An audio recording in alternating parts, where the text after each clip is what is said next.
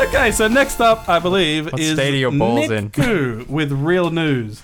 Real news. This is going to get serious really quickly. Yeah. Look, there's a lot of stuff happening at the moment, but for those that don't know, Salim Mehajer, I hope I pronounced that correctly, has come up in the news again. Basically, a seventh person has been basically arrested for the conspiracy of basically stopping Salim from going to court, essentially. Yeah. So, for those who don't know who Salim is, there was a massive wedding in Auburn, I think in 2014. I think it was. Around that time. Yeah, it was massive. Basically, people, they shut down a whole street of Auburn. Yep. Sorry, and Salim was also at the time the deputy mayor of Auburn, right? And so he shut down the street of Auburn. He flew in, I think there were 4 helicopters he hired. Yep. There were multiple sports, like very expensive sports cars that he got in. It was a very, very expensive wedding. Many bikies. Harley Davidson. Many people who look like they have some sort of link to organized crime. Isaac says -13, but saw continue. Woo woo! That's very cold. Fahrenheit or Celsius? Celsius. Fahrenheit would be From Australia. Fahrenheit would be dead. Yeah. Oh, true. Yeah. So what happened is that this came on as a red flag to the New South Wales government, kind of like, hey, what's going on here, basically? So they do an investigation into the Auburn government. Who's this up-jumped ethnic who thinks he can have the best wedding in Australia? So they do a little bit of investigation into the into the Auburn City Council, and they appointed an administrator, and the public inquirer examined the allegations of councillors abusing their position, basically. No surprise there, really. And so essentially, they discovered there were at least 2 major developments that Salim had actually approved that obviously directly benefited him. And so they kind of abolished the Auburn City Council. I didn't actually even know this, actually. I thought it was still running, but apparently the Auburn City Council was gone. Yeah. And they dissolved it into the Cumberland City Council. Correct, that is correct. Yep. So basically, he was charged with over 100 electoral fraud offences along with his sister. Jeez. She pleaded guilty to 77 counts of giving false or misleading information to the Australian Electoral Commission. So that was pretty bad. Now, if they got convicted, I don't think they got convicted, but if they were convicted, they could have faced up to like 10 years in jail. I heard what he was doing was he's a property developer, was rezoning stuff favorably after he'd bought property. Right. So he could make a lot more money off it. Makes sense. Yeah. All right, but that's not what he was in the news for, actually. What actually happened in 2017? Oh, sorry. In 2017, he assaulted a taxi driver. He picked up an FPOS machine, threw it at the guy's face, and then also threw his phone out the window. That's crazy, because that's like a brick, those things. Yeah. It was not a nice thing. He's gone full Russell Crowe on this guy. Yeah. Yeah. So he was charged with assault. Fighting around the world. And he had to make a court appearance. So in October 2017, he was on the way to court. That's right, I remember this. But he got into an accident, guys. I mean, what are the odds? He got into an accident. It was so bad. Very small. He had to get taken to hospital. I feel it does sound like people are picking on him a bit the way these stories are going. Yeah. I mean, it's pretty bad, right? Yeah. Like, I felt bad for him. Like, he went to hospital. Yeah, totally. Turns out the car crash was orchestrated by a few accomplices to basically get him out of going to court that day. Jeez. So now he's been charged not only with assault, but he's also been charged with conspiracy and fraud. Yeah, wow. So, and this is where it comes back full circle, where we're talking about the 7th person being indicted. There were already 6 people indicted, including Salim himself. But how many people were in the accident? 4? It was just one person, just Salim.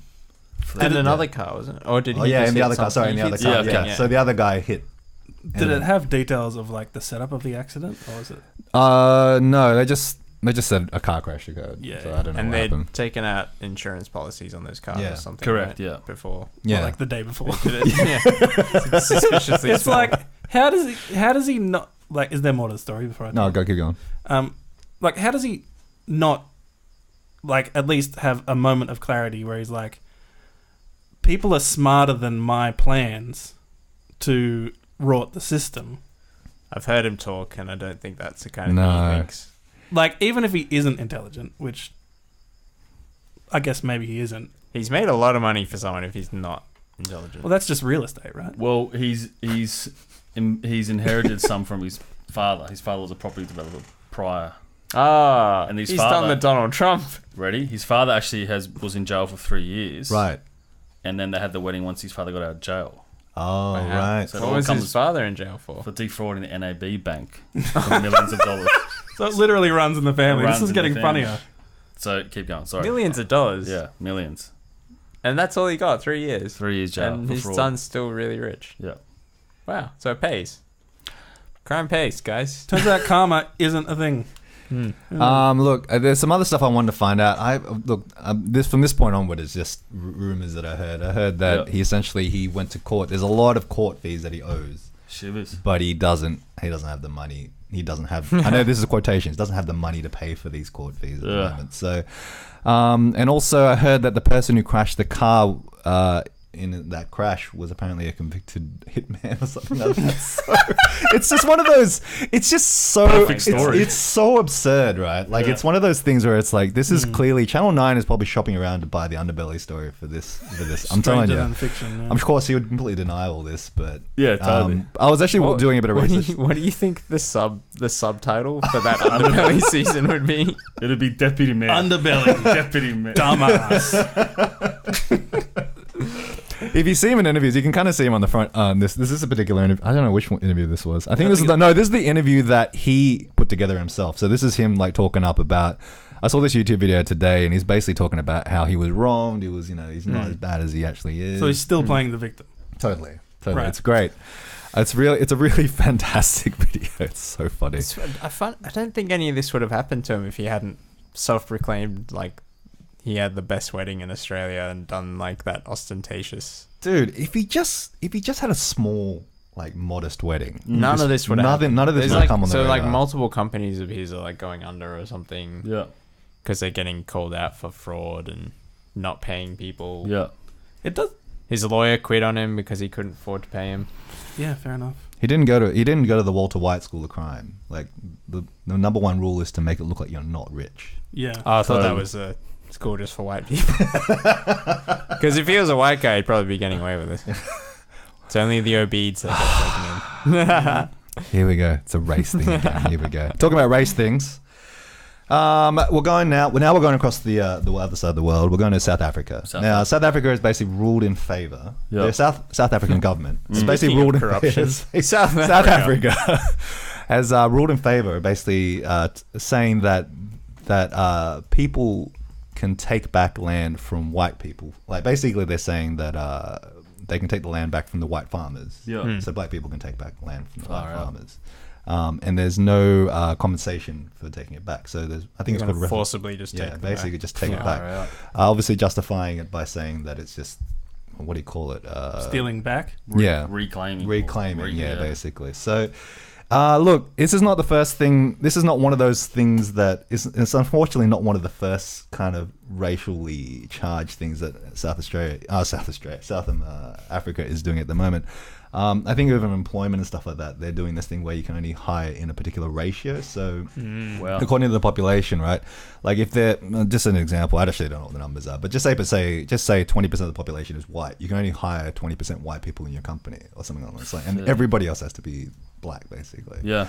There's also a lot of like because of this sort of racially charged environment in South Africa as well, there's a lot of black on white crimes, particularly towards the farmers out basically, where these people are going in and they're calling them robberies gone wrong, but essentially like these farmers are getting tortured and there's been 77 murders as a result of these things. And I actually don't know exactly, but yeah, it looks like it's very they're going very lenient on these guys who are actually doing these things. It's kind of a bit sad that this stuff is happening. So yeah, South Africa, not a great place to be a white person at this point. So I think but how do you get it? But then I think the question is like, how do you get out? Like, how can you get out of that? And then what do you do about it? Basically? What I thought was craziest in this story was that in wherever the voting happens, it was so majorly for it. Like it wasn't in the middle at all. Oh, in the parliament, it was almost 80. Yeah. It was pretty big. That's like a landslide. Which yeah, I was actually quite surprised at that as well. But that's because the ANC is in government. They've basically been in government since apartheid fell. That was the resistance. Yeah, Nelson Mandela was their first president. So they've never lost an election since then. They always get the majority of the black vote. Right. Yeah. Then, so they would have the majority. So they have over 50%. They weren't the people who proposed the bill. People who proposed the bill was some like more minority extreme party, wasn't it? Yeah, a smaller party, the more extreme one that's like Marxist, led by Julius Malema, who used to be the youth, like the head of the youth wing of the ANC. So he was also part of the ANC, and then he's moved over and made his own party. So they want to make sure the ANC wants to make sure they don't lose votes to their more extreme kind of populist view. So it's a similar kind of reaction to other places in the world where populist ideas, which aren't necessarily well thought through, but are popular because they're different and they represent change, gain a lot of power. But it's almost too like an overcorrection or swinging the other way too much. Or like the white farmers who are there now. Actually, they would have been there during apartheid, but they would have, like, their families have owned this farm for generations, however many generations. Yeah. I think they were saying like 75 years. Some of them are 75 years, but I mean that's the thing too. Is like not all of them would have obtained the land in a bad way. Some of them would have just got the land. Yeah. I expect none of them would have obtained it in a bad way from black people, because that goes back to the original colonization and how unfairly it would have been distributed back then. But I think the issue that people are trying to address is, okay, the major problem in South Africa is probably more corruption in the politicians than anything else. That drains like all the resources and stuff, that puts it into politicians' pockets, and just complete economic mismanagement. South Africa is one of the better countries in Africa, but it's still like loses a lot because of that kind of corruption. Right. And that's what the few parties that voted against it were saying: fix the corruption. Right. This isn't the right way to go about this. They're right. It isn't. But Yeah, the article was saying that another country did like almost the same thing as this, and it went terribly, right? Yeah. Zimbabwe did the same Yeah. thing. And they said it basically plunged the country into famine. Yeah. So because he took a bunch of people who knew how to farm and got rid of them. Yeah. It's an interesting problem because 77% of the land in South Africa is owned by white people. Sure. And I think the population is something like 3 million white people to 40 million blacks. Yeah, well. So percentage-wise, sure, there's definitely a misrepresentation, and it's like hard to see how that would get evened out, except very, very, very slowly over a very, very long time. But of course, obviously, I don't know. This is obviously not a way to correct this. Like, nah. But I mean, it's just. I'm not sure how you. Yeah, I don't know. Though. Like, that's what I'm saying. Like, unless you put some like massive tax on everyone, or try and I don't know. But then it doesn't. I mean, anyway, yeah. But it's a mess of a situation. Yeah. Because you look at, say, cases in America and Australia where they've given back reservations, the Aboriginal reservations in Australia, back to the traditional landowners. Yep. The Native Americans back in America, they've got pieces of land that are technically theirs, and it's not American land. Yeah, it's like a sovereign thing. Yeah, it's a sovereign thing. Yeah. And so, where does it lead to in South Africa? Will it make the economy go down?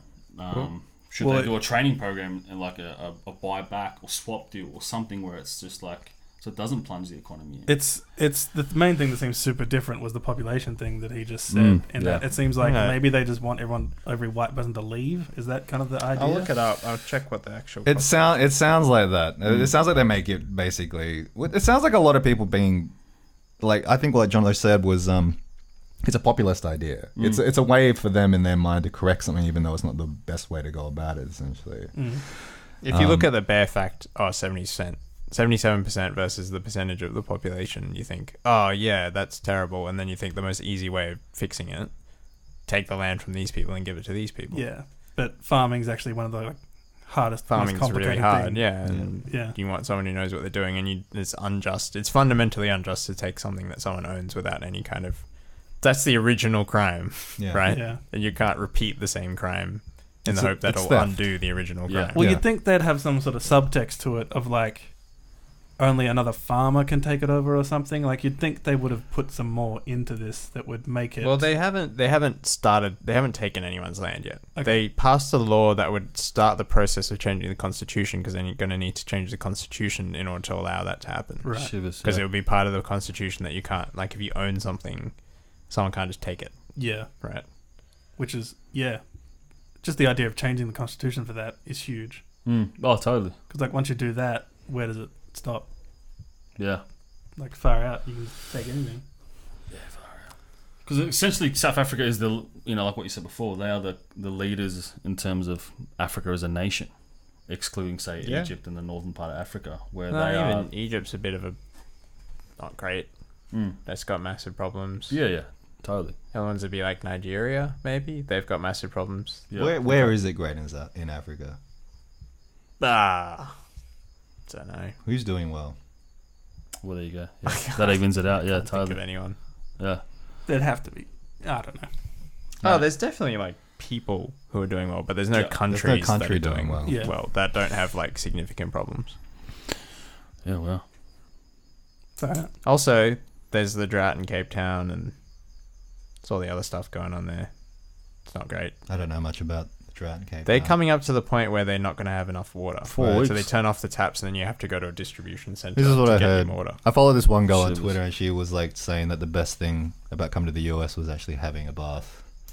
She was just saying, I can actually have a bath and not be worried about water restriction, basically. That's crazy. Yeah. Far out. Mental. But yeah. Well, there you go. That is all my news. I don't really have anything else apart from... Okay, just there's apparently 51 million people. 41 million are black African, 4.6 million are coloured, 4.5 million are white. Wow. Wow. Well, there you go. And 1.2 million Indians. No way. It's a lot of Indians. A lot of brown people. Yeah. Yeah. They're everywhere. are you allowed to say that? That's where Gandhi was. Why? No, I'm just wondering. Gandhi. I didn't call Gandhi him was a something. lawyer. Until I could have I'm called... genuinely wondering, are you allowed to Racist say against black that? people. No, brown people call themselves brown people. Can I call you a yellow just person? because you're saying the Indians No, should that's be treated different like white though. people. Yeah, is it? I don't know. Instead of I saying don't everyone should personally be treated the same. You just called me yellow personality. But then Yeah. there was a shift. Later I'm on. genuinely I don't know wondering. about that. Yeah. I mean, you always Is defended it one of those, it Indian depends on the race thing? I think there were like two conversations going on here at the same time. There are. The poor I've podcasters. stopped. It's good. Well, it's lucky your thing finished because your iPad's about to run out of battery.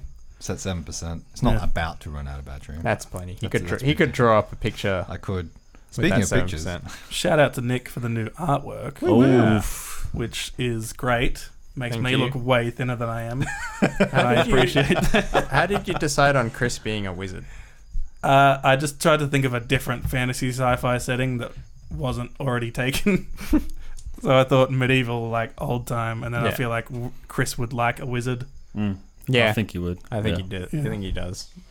And then when he put the fire on, I'm like, Chris is gonna love this. Anyway, I would have given you. I was almost going to give you a laser gun. But so close. tell I him wouldn't that have now. said no. Tell him that now. Now you're gonna have to do that. Nah, it's left him wanting, which is good. Yeah. Like those old 70s style ray guns. Now, Yeah, it's not helping that how awesomely you're describing that. now, That'll be the update. this is gonna go from super serious to super not serious. I hope you're ready. Yeah, Look at them ready for an farmers. emotional gap. Can someone else take the keyboard?